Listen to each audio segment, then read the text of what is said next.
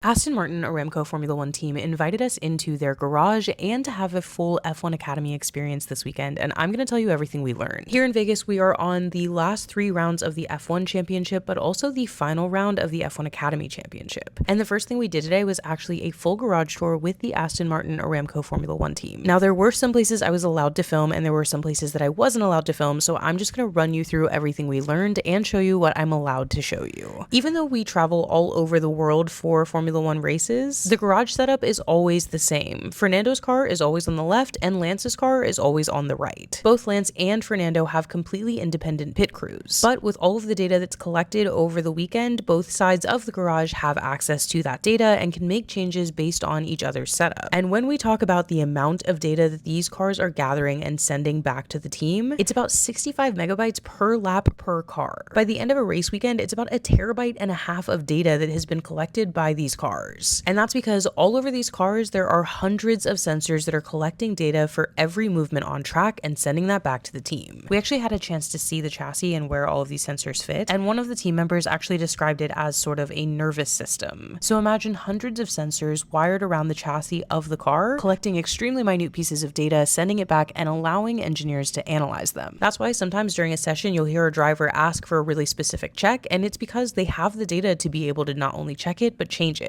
In a Formula One season, every car can utilize 4 power units, but if you need to take a 5th, you can. It just results in a sporting penalty. And each track has different conditions that change the way the engine actually performs. So one of the most important things that can happen is having to manage those engines in the right way. With extreme altitude changes, for example, tracks like Mexico City are really the end of a life for an engine. And so not only are we trying to maintain those power units, but we're also trying to make sure they're ready to be retired when it comes to that race. Everything about this sport is so precise, and getting to see behind the curtain was really, really exciting. And during the F1 Academy free practice session, we actually had a chance to have that commentated in an experience where we had experts breaking things down. But a few things to understand about F1 Academy: it's an all-female single-seater development series aimed at getting more young women into the pipeline of Formula One. Tina Hausman is actually wrapping up her sophomore season with F1 Academy as Aston Martin's driver. And this series is actually a spec series, which means that every one of the cars has to be the same. So much of what you're seeing in that series in terms of performance is really the driver. So this weekend, make sure that not only are you watching Formula One, but you're tuning in for the final round of the F1 Academy Championship and Tina's final races with Aston Martin in this series. We are spending the entire weekend with the Aston Martin Aramco Formula One team and F1 Academy, so be sure to follow along.